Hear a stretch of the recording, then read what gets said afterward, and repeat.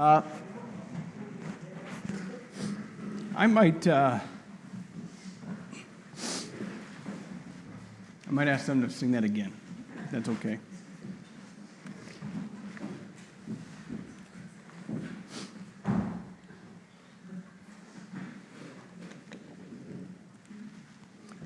Sadly, that heritage is immensely under attack. And I'm grateful for the history that we learn, that I have learned in secular systems, school systems, what have you, but it's sad that the history that's not taught. And so that's been under attack for a very long time. Amen. So I'm grateful for our heritage. I'm grateful for this camp meeting. This camp meeting is where I first heard about Obadiah Homes. And let's just keep on track. I'm grateful for this camp meeting. I'm grateful for the years being in the UP. I'm grateful for the friendships. I'm thankful for all that the Lord has allowed in my life. I'm thankful for my family. I'm thankful for this country. I'm thankful for the those that paved the way for us on many avenues in this country. So, I lost my Bible right away. Let's go to let's go back. Oh, this is not even on. Let's go to John. I know we're in John for starters.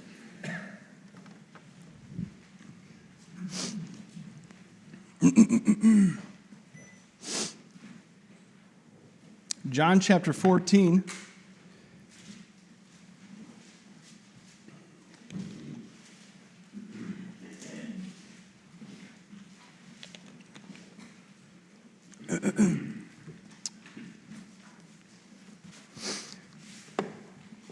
John chapter 14, let's go to verse 16. Verse 16 says, "Then said he unto him, a certain man made a great..." Wait, am I in the wrong? I'm in Luke. Figure out where I'm going here. I put the sticker in the wrong spot, so just for the sake of time. John chapter 14, verse 15 says, "If you love me, keep my commandments, and I will pray the Father, and he shall give you another comforter, that he may abide with you forever, even the Spirit of truth, even the Spirit of truth, whom the world cannot receive, because it seeth him not, neither knoweth him, but ye know him, for he dwelleth with you, and shall be in you. And I will not leave you comfortless. I will come to you yet a little while, and the world will seeth me no more. But ye see me, because I live. Ye shall live also. At that day ye shall know that I am in my Father, and ye in me, and I in you. He that hath my commandments and keepeth them, he it is that loveth me. And he that loveth me shall be loved of my Father, and I will love him. And I will manifest myself to him. Judas saith unto him," not Iscariot, "Lord, how is it that thou wilt manifest thyself unto us, and not unto the world?" And Jesus answered and said unto him, "If a man love me, he will keep my words, and my Father will love him, and he will come unto him and make our abode with him. He that loveth me not keepeth not my sayings, and the word which ye hear is not mine, but the Father's which sent me. These things have I spoken unto you, being yet present with you. But the Comforter, which is the Holy Ghost, whom the Father will send in my name, he shall teach you all things, and bring all things to your remembrance, whatsoever I have said unto you." Give me a second here. He will abide with you forever. Speaking to the disciples here, he's going to abide with you forever, so that you can know all wisdom and you can know all things that he wants you to know. He leaves you the Comforter, the Spirit of truth. And that Spirit of truth is there for us to rely on, to lean on for knowledge and wisdom. And it's the Spirit that we engage with. It's who when we are praying, it's that Spirit that teaches us deeper things in his Word, in the Lord's Word. And it is by the grace of God that he sent that and gave that to us. But when we're talking about history here, that's one of the most essential parts of this. See, because when you look at history and you look at the ministry of George Whitefield, there's a lot of fluff. There's a lot of really cool things that you can stick to and you can listen to, and they're always inspiring or they're humorous or whatever. There's a lot there. But what we're going to find out tonight, we're going to see tonight, is if we stay just there, and I don't want to undercut. If we stay there where you hear a lot of churches today, where they say, by the grace of Jesus, they want to stay by the door. Jesus is the entry, he's the doorway. If we stay at that door, we're going to find out what happens. And we're going to see what happens, because that's where George Whitefield led people. They led them to Jesus. That's the doorway. But the problem is, is that most of these individuals didn't know how to step beyond that doorway. Okay, so let's. I want to read something. This is important for history. I've been wanting to read this all week. One of the things, if I can give you a tip, I know that studying history isn't easy always. When you're reading, it can be hard. Me, especially for myself, it's hard for me to read and retain. I'm sure I'm not the only person in this room that has that issue. So you kind of have to read real slow in order to retain. But one of the things I started picking up doing was I would read a paragraph. I'm not like Brother Tom here, who can read and just retain everything and read quick. And this guy's a walking library over here. But anyways, what I'll do is I'll read a paragraph for those that struggle. If you want a little cheat, you read a paragraph and then summarize that paragraph in a notebook. It's slow, but you learn a lot. It legitimately works. And I'm reading through the journals of Isaac Backus. Now, we talked about Isaac Backus last night. The year 1745, how George Whitefield would push through the cancel culture of his day, and Isaac Backus was encouraged by that. Shubal Stearns was saved by that.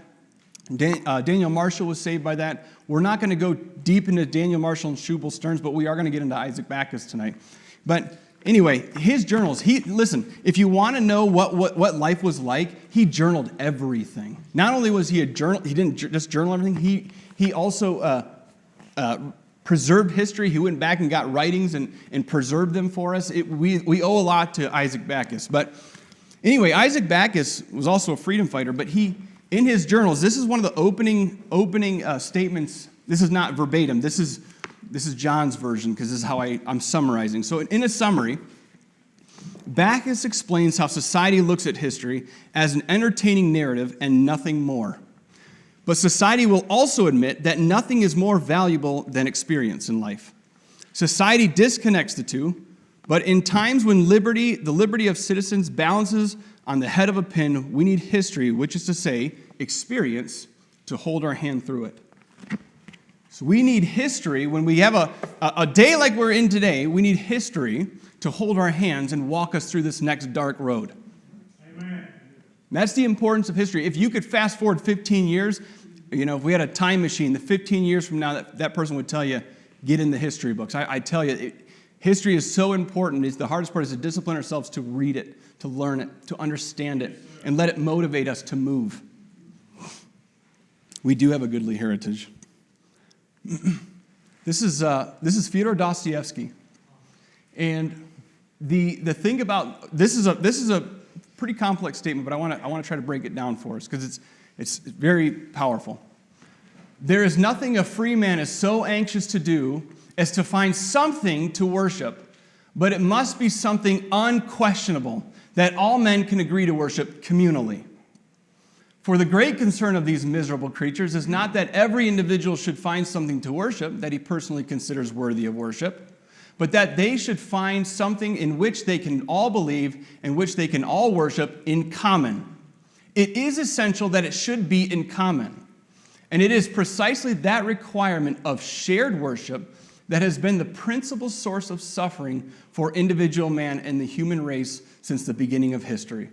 In their efforts to impose universal worship, men have unsheathed their swords and killed one another. Don't over-spiritualize this word worship. It doesn't always mean how we would view how we worship our Lord, right? But what he's talking about is what men we as a society have to hold we have to agree on something to worship, right? But we can't impose that worship, because if we impose that worship, we land back in the dark ages. So that's what he's saying. We have to agree. There's something specific that we have to agree on, saved or lost, Catholic or Baptist. We have to agree on something to worship, is what he's saying. But it's when that becomes imposed worship that we land ourselves in trouble. Imposed, okay, so I want you to think about that in our day and age, and not to bring news back in if we're talking about not having the news, but this is imposed worship. That's imposed worship right there. It's not worshiping. Listen for the rhyme. Kneel, bow. And the fact that these are the underprivileged of society. That's called imposed worship. And so, why do men go to great lengths to develop and live within a lie? And why do those lies demand our obedience? This type of worship is changing rhetoric that it endangers us. It endangers Christianity. Because things like this it will take and flip words like inclusion as a superior word to family tradition or traditional family. This is an attack on your family, traditional family. And I say that, look, if they were just normal, but it's not normal. It's very aggressive in its nature. And this same spirit has been around for a very long time. So this is the importance of history. This is man worship. This is imposed worship that we're facing in our country right now. This is why we need this. History is a playbook for us. So, live not by lies. Truth is discovered and lies are created. Mankind did not and cannot create truth. They can only acknowledge its existence. When man tries to create something superior to truth, this is what we result in. This is what we come up with. This is the best we can come up with. Because man, by its nature, we're supposed to worship God. Therefore, if we don't want God, we'll create my truth, and we're going to worship that instead. So, let's go back to the separatists of Connecticut. So in Connecticut, we talked about 1745. We talked about how that was an influential year on this nation. Over 31 separatist meetings, called churches, separatist meetings had been assembled. Okay? And those separatist meetings, if you think about it, they were comprised of old Congregationalists. So Congregationalist churches are diminishing. They're losing their members, and separatist meetings are now starting to spring up. Some of them are balancing in the middle between the two, but ultimately Congregationalists are losing their members. So here's the thing. One of the things about the separatists is they have one mode that they're used to, one form of worship that the only thing they've ever known. Can anybody say they've come out of fundamentalism? How hard it is to get fundamentalism out of your head? It's very hard to get out of your head. So the rhyme. It's very hard for them to get some of these things out of their head. They don't have any direction. You realize that at this point in time, the Congregationalist church is the only church that you can go to. So they really don't have options. The only thing they know is that, for sure, they know that they knew about the New Testament salvation, but not only that, they also knew that a church, you can live righteously. That's what they knew. The Holy Spirit can work with me on a personal level in my Bible reading, and I can live a holy life. That's what they genuinely believed, because their ministers were lost as a dog. Their ministers were living godless, and that made them sick. So they knew that wasn't truth. So that's the point of their pulling away from the congregational churches and starting these separatist churches, but not really knowing what to do. They had to start to understand the scriptures in a deeper way. This is why they need the Spirit of truth. So this is what Ballard calls the New England Crucible. And the New England Crucible summarizes, I know we talked about this conflict over new birth. This is the real crucible of America. This is the doctrine that America had to fight over. This is Ballard saying this. He made his way to Boston. A meeting was arranged with the ministers of the established Church of England. Whitefield was questioned on his acceptance of the Presbyterian Gilbert tenet. He was questioned about his speaking with the Baptists. In his conversation with the commissary of Boston of September 1740, this came up. Here is documented for us some of the conversation. Whitfield says, if every child was really born again in baptism, then every baptized infant would be saved. And Dr. Cutler says, and so they are. And how do you prove that, says Whitfield? Because the rubric says that all infants dying after baptism before they committed actual sin are undoubtedly saved. Whitfield responds, what text of Scripture was there to prove it? Dr. Cutler responds, here, said he, holding up the prayer book. In his hand, he says, the church says so. Holding up the prayer book. That's my truth. The prayer book, he says, the church says so. So even Whitfield is even fighting with these individuals over infant baptism, what it is, because they genuinely believe that it saved them. And so if you grow up in a church where you actually believe that infant baptism saves you, then you actually come to know the Lord. What's the first thing you're going to question?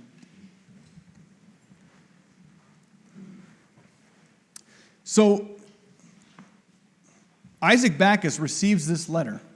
Okay, this is a letter to Isaac Backus. 40 separatists were imprisoned there in Connecticut. And one of these letters makes its way to Isaac Backus. And let's read this real quick.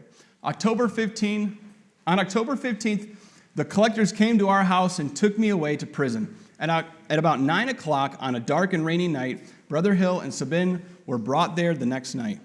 We lay in prison for 13 days and then were set at liberty. By what means, I know not. Whilst I was there, a great many people came to see me, and some said one thing, and some said another, meaning some were there to discourage her, and some were there to encourage her. She's in the split, right? She's a Congregationalist that came out and into the Separatists. So she had Separatists coming to encourage, Congregationalists coming to say, recant, get out of this jail. Okay, so then, oh, that innumerable snares and temptations that beset me, more than I ever thought before. But oh, the condescension of heaven, though I was found when I was cast into the furnace, yet I was loosed and found Jesus in the midst of the furnace with me. Oh, then I could give up my name, estate, family, life, and breath freely to God. Now that prison looked like a palace. Hey, what's that sound like? Yeah. That prison looked like a palace to me. I could bless God for all the laughs and scoffs made at me. Oh, the love that flowed out of all mankind. Then I could forgive. This type of spirit is beyond me.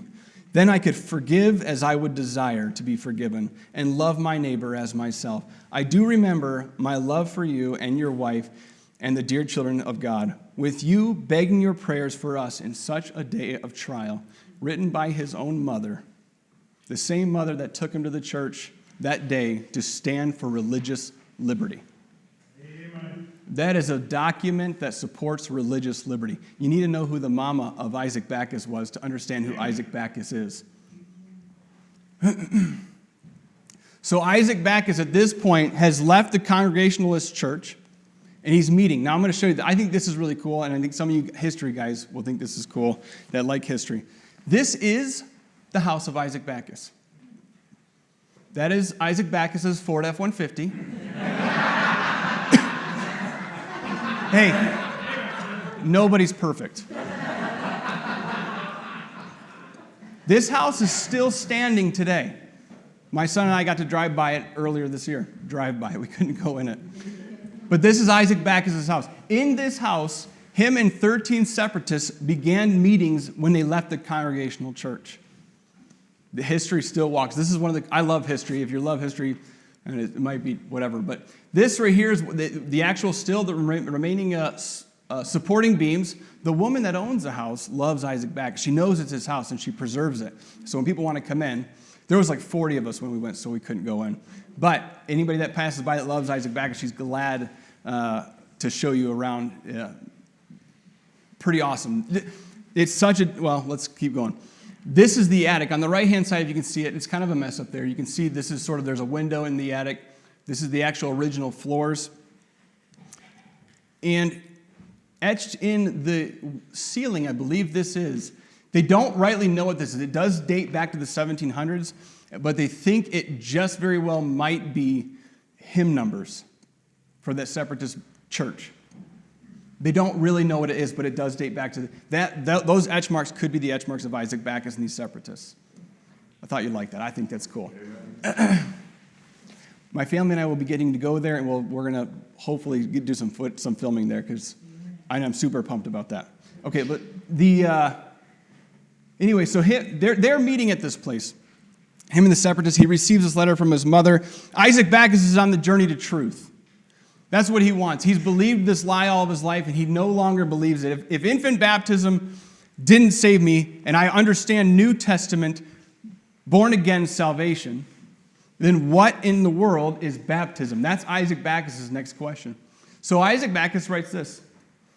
He says, where and in what relation to the church of God do those stand who have been baptized and yet are not believers? He wrote that himself. Where is that? That's the question he's starting to ask himself. And so Isaac Backus begins to wrestle with the scriptures. He begins to open up the word, and he tries to engage with the spirit of truth. Now, truth is precious. You're not going to read it. I wish it was more straightforward, but the Lord wants to know your sincerity.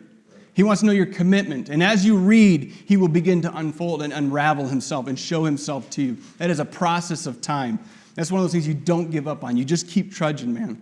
And so Isaac Backus is struggling, and he's wrestling with this idea of baptism. And so he gets up in his pulpit, and after studying it for a little bit, and he stands in the pulpit and tells the separatists there and says, infant baptism is valid. Then he goes home and he wrestles for just a few more weeks, and he comes back before his church and he says, infant baptism just might be for believers only, but I'm not sure.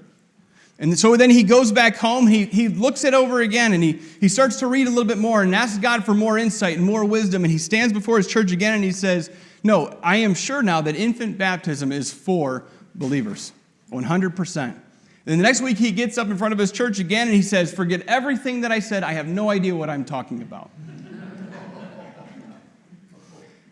That's how hard it was for people. Now, here's the reason why I focus on Isaac Backus, because he documented everything for us. Nobody else is documenting. This is happening all over the state of Connecticut. But Isaac Backus has documented the struggle for us. So he is continually struggling with this idea. Solomon Payne. So this is a wonderful quote. If you've never heard this quote, this is in American Crimson Red as well. I cannot but marvel to see how soon the children will forget the sword that drove their fathers into this land, and when they have plucked down the memory of their forefathers and built their monuments, in the place thereof scarcely remember the names or the virtues of those on whose shoulders they were raised up. Unfortunately, that also defines most Baptists today. Yes, sir. I just want to leave that for you for a second. We forget, we change our mode of worship. Interesting enough, this is a fun fact. I tested this again today. I spoke this with our church, and I told them this. I tested it again today. You still cannot find that quote on Google. You cannot find that quote on Google. I can go to a third-party search and download a third-party search engine. There it is. But you go to Google, you cannot find Solomon Payne, that quote. That's free, I don't know. So, because Isaac Backus is struggling with this idea, this principle of baptism, he doesn't fully grasp it. He is wobbling on the hub on it. Because he's not firm on it, he's censured by the separatists, his own church. The separatists that he's with are censuring him. Not only that, but he begins to lose friends. He's doubted by his peers, and his friends begin to question him. Isaac Backus writes about that as being one of the darkest tunnels of his life. This struggle for baptism was one of the darkest tunnels because nobody wanted anything to do with Isaac Backus. They could not wash that old Congregationalist thinking out of their minds. Then, 4 councils were held by separatists. This sounds like Congregationalism. Remember what we've been reading about all week and how the Congregationalists treated the separatists? This same spirit. Because they've not moved beyond that door of salvation. They've not moved into anything else. That's all they know. So Isaac Backus is being questioned on every front. And I'm sure Isaac is probably thinking, I don't even know if I'm right on this. Is this the hill that I want to die on? So I want you to think of this. Isaac Backus, with the mother that he had a knack for defining the religious liberty before it was ever really even thought of. And he had a knack for liberty of conscience. And he fought for that. His mother taught him that, tooth and nail. And so I don't know how, but after all that, he still won the battle. And his church people even sided with him after that, even after they were censuring him. And so they stuck with Isaac Backus. For some reason, I would have to think that this is the very beginning of Isaac Backus' journey to fight for religious liberty. And so he won, and he remained the pastor of that church. And Isaac Backus, that doesn't mean Isaac Backus came up with the answer to his problems. He was still trying to figure out what baptism even was. That is until August 22, 1751, a man by the name of Benjamin Pierce rode into town. And Benjamin Pierce taught Isaac Backus baptism. He baptized Isaac Backus. He baptized the church. This man was from Rhode Island. Amen. This is the real fruit of the Great Awakening. It's a two-part thing. I know that not everybody might know about Rhode Island, but you have John Clark. Well, let's keep going. Next step in the process, the church was reconstituted as a Baptist denomination by the hands of those coming out of Rhode Island. Within a few years, this document is created. Here's another cool document for you to look at. This was written just a few years after that church was constituted. It is a statement of faith. It's a church covenant. They believe this document to be written by Isaac Backus himself. This is the church. This is still in the church at Middlesbrough, and you can see it. You go there. The guy is great. I mean, they don't have it in the church. They actually keep it in a safety deposit box. But it's a really cool document. One of the very first documents, Baptist documents out of Connecticut. So this is one of the first things. Anyway, that one's free too. So back to the New England Crucible here. We think about the Great Awakening. We think about all the thunder and the power that came out of George Whitefield. And there's no shortage of stories. All you got to do is type George Whitefield's name, and you got page after page after page of link after link after link. None of them are talking about what we're talking about this week. None of them are talking about what we're talking about. But here's something that Lumpkin writes for us. The religious interest in New England, remember how it was at an all-time high? It was dead, remember? It was dead. And then George Whitefield comes to town and it explodes. There's a religious interest everywhere. Lumpkin tells us the religious interest in New England died out almost as fast as it had appeared. The separate churches which remained separate either died or slowly found their way back into fellowship with the congregational churches of the older order. So all that blaze of fire that came out of George Whitefield's ministry, all of them don't know where to go after this. The taxation is too much. There's nothing to keep them motivated to seek truth. And so they all regress back into the that happened. You know, you think about the massive 80% of the country heard George Whitefield speak. Where's the fruit? Well, Lumpkin's telling us in Connecticut that fruit's almost completely dead. It's completely dying out. Almost as fast as it started. If it weren't for the cottage, let's go to Isaiah.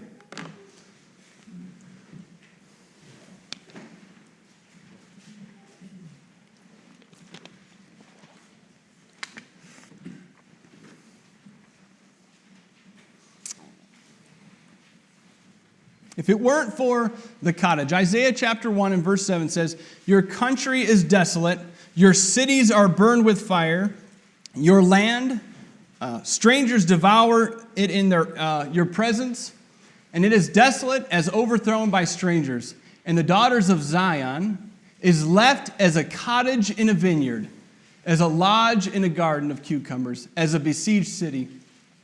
Except the Lord of hosts had left unto us a very small remnant, we should have been as Sodom and should have been as like unto Gomorrah. Hear the word of the Lord, ye rulers of Sodom, give ear unto the law of our God, ye people of Gomorrah." If I can take a little bit of liberty here, if it wasn't for the sacrifices of Obadiah Holmes and John Clark and Roger Williams and those that got the charter for Rhode Island, that's the same outcome of the Great Awakening. The Great Awakening, the ministry of George Whitefield would have fizzled out, as recorded by Lumpkin. But if it wasn't for We talked about those two compacts, the Mayflower Compact, the Charter for Virginia, those founding documents that we're told that were initiated in religious liberty. Both of them, we showed you earlier, is that they're tied to the king nonetheless. They're never breaking ties. But we have the Portsmouth Compact written by John Clark and William Coddington. The 7th day of the first month in 1638, we whose name are underwritten do hereby solemnly, in the presence of Jehovah, incorporate ourselves into a body politic. And as he shall help, will submit our persons, lives, and estates under our Lord Jesus Christ, the King of kings. The King, not the King of England, the King of kings. And the Lord of lords, and to all those perfect and most absolute laws, his given in his holy word of truth, to be guided and judged thereby. It is by the King of kings. There is no mention of England. This right here is one of our founding documents. This is an American document. No ties. Untethered. And the men that penned this is the same lineage that led those men to go in from Rhode Island into Connecticut, because Connecticut was completely in lockdown. And those men came out of Rhode Island because what was happening in Connecticut is these are fizzling out. These people wanted truth, and they were confused about baptism. If the Lord used Roger Williams, John Clark, and Obadiah Holmes to plant the seed of liberty in Rhode Island, then the ministry of Whitefield was the water which allowed that seed to rapidly spread through the colonies. Where the Spirit is, there is liberty. That's what they're contending for. So what these separatists like, what Isaac Backus likes when he starts to hear these Baptists talk, here's some of the principles of Baptists. Find me another denomination in this era that believed something like this. They believed in New Testament salvation and regenerate church membership. A church is full of saved believers and regenerate people at that. Baptists believed in limited government control. They had some success with that, obviously, with the lively experiment out of Rhode Island. They had freedom, the only free state in the nation that could practice religious liberty. Baptists believe in limited government control. Baptists believe in the democratic church control. So this is another one. They believe that the church is not conducted by some man, but it's conducted by the body itself. All authority is within the church. It's within its people, not in a man. Amen. To dictate what happens. Amen. Baptists had an intense interest in religious liberty. I half believe that this is why Rhode Islanders were coming over, because of all those strict laws that were starting to buckle down. They were repealing all those things. There was let's keep going. I don't want to jump the gun. Baptists believed that believers' baptism by immersion was the safeguard for a pure church. And that rung true with Isaac. He liked that. Finally, Isaac Backus had an answer. He had an answer, and it came from Rhode Island. So,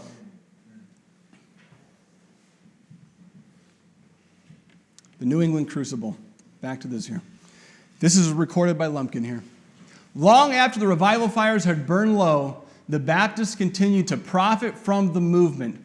One after another, groups and churches of separates found their way into Baptist communion. They were quietly but warmly received by the now awakened Baptist churches. An unprecedented growth of denomination followed. By the end of the century, there were at least 325 Baptist churches in Connecticut. There were 6 before George Whitefield. You want to know where the lasting fruit of the ministry of George Whitefield is? It's those Connecticut Baptist churches. 325 Baptist churches. Amen. This is where we get this term from Whitefield. All my chickens have turned into ducks. Brother Tom was asking about that. All my land fowl have turned into waterfowl. All of my chickens have turned into ducks. My fruit, all the fruit of my ministry, they're becoming Baptists. If they didn't become Baptists, there would be no fruit. The Great Awakening would have came and would have gone, and we would be suffering for it. We would be suffering for it. Because we said it last night, out of Connecticut comes Shubal Stearns. Out of Connecticut comes Isaac Backus and Daniel Marshall. If we don't have, you think about just, I know that you see how this could turn into a really lengthy, we could go for weeks talking about this, the lineage here. But if you don't have Shubal Stearns, you don't have men like Samuel Harris, if you don't have Isaac Backus, you don't have his influence on John Leland. Therefore, and if there is no Sandy Creek revival, which is out of Shubal Stearns' ministry, if we don't have the Sandy Creek revival, we don't have the power that John Leland needs to sway Madison. Amen. Therefore, we don't have religious liberty. We owe a lot to the ministry of George Whitefield, and it isn't in all those stories. It's in Connecticut. Everything comes out of Connecticut. We are sitting here today with the American mindset, as Beller used to say, because of men like Isaac Backus, Shubal Stearns, and thanks to Whitefield. Okay, so that's where we get the statement. Whitefield says, all my chickens have turned into ducks. I'm going to close this out. I've been going 30 minutes, and I had the most slides I had all week. So it won't take me too long. We can look at the life of Whitefield. And we can gain a lot from it. You can gain a lot historically from it. I think I hope that you guys have learned that this week. It isn't, when you think about George Whitefield, I hope that we're not thinking about the numbers and the clouds of dust and the people that thought it was a storm rolling in because there's that many people coming to hear George Whitefield. Those are wonderful stories. There's nothing wrong with those stories. But where George Whitefield's actual fruit lies is that he watered and he paved the way for those Baptists who were sitting in Rhode Island with liberty in Rhode Island. They started to trail in. He paved the way for them to be able to get in there and get fruit. And that exploded from there, and then went south, and that exploded and went up. And if it was a battle tactic, we got troops in the north, and we had a couple troops go south, and then we crushed Virginia, because Virginia was a stronghold, man. And it was by blood that we crushed Virginia. I'm talking about religiously. This isn't real battle tactics. But George Whitefield said, I am weary in thy work, but not of thy work. And a lot of us, especially when you turn on the news and you see that flag flying in Washington, and you see your president standing in front of those flags, and you feel completely outnumbered, we can look at George Whitefield and we can say, man, I'm weary in thy work, but not weary of thy work. George Whitefield struggled with asthma, was later found out as asthma. He could hardly breathe. You think about that as a preacher, you're going out and you're preaching constantly, sometimes 2-3 times a day, and that is your life. And George Whitefield, he was getting ready to step up into the pulpit one day, and a fellow saw him. He said, Mr. Whitefield, are you sure you can preach? And he said this statement, Lord, he prayed. He looked at the man, and he looked to heaven, and he said, Lord Jesus, I am weary in thy work, but not of thy work. If I had not yet finished my course, let me go and speak for thee once more in the fields. Seal thy truth, come home, and die. I'm weary in thy work, but I'm not weary of thy work. Just give me one more chance. That's what he's asking for. If you give me the power, you'll give me the strength, I'll step into that pulpit one more time, and I will speak the truth. And that's what George Whitefield did. On the last day of his life, he stood up. He said that. That became a slogan for him as he had asthma and got sicker and sicker. He said that before he'd get up and preach. And so he said that one more time, and he preached to a massive crowd. Then he went back to the lodge where he was staying, and just as he was lit his candle and he was heading up the stairs to bed, there was a knock on the door. And the door swung open. George Whitefield, still standing on the steps, turns around and he looks at the door. And it's a crowd of people saying, Mr. Whitefield, just preach one more time. Preach one more time. And so George Whitefield's standing in his sick body. He stands at the top of them steps and he starts to preach, you must be born again. You must be born again. And he preaches that until that candle he lit to get upstairs runs out. And when he's done, he's done. He goes upstairs and he passes away on his bed. We owe so much to that man. No, he wasn't a Baptist, but he was certainly a friend of the Baptists. We do have a wonderful, godly, and goodly heritage. If I could get into Shubal Stearns and Daniel Marshall, you'd hear a whole lot more suffering in their lives as well on the path to truth. Just quickly, Daniel Marshall had to bury his own wife because the church that he had loved and served in for 17 years, they said he was preaching a Baptist doctrine. It doesn't say what. It said he was preaching a Baptist doctrine, and I know for sure that Daniel Marshall didn't understand baptism until several years later. So what was that doctrine that he was preaching? What was that Baptist doctrine? I have to believe that had something to do with liberty of conscience. Amen. So we do have a goodly heritage. We have a wonderful heritage.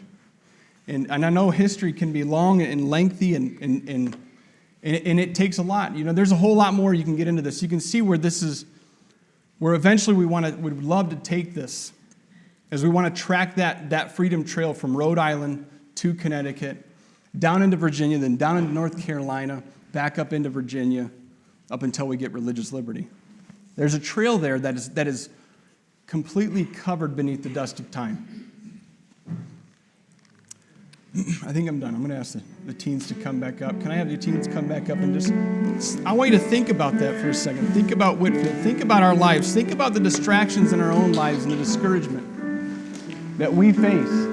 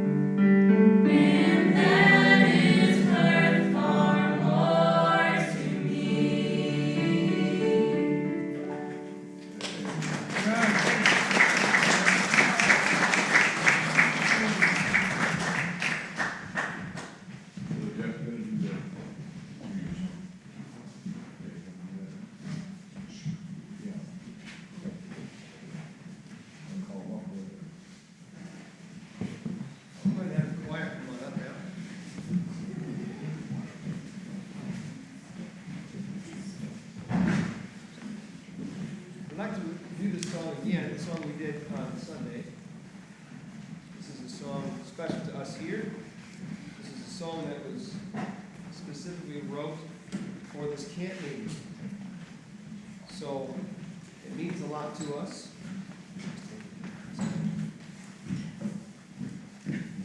Again, we dedicate this song to those who've gone before us and paved the way, that we might have religious liberty and the ability to come together freely in this nation and serve God and praise Him and worship Him freely. So this is dedicated to the martyrs who have gone before us.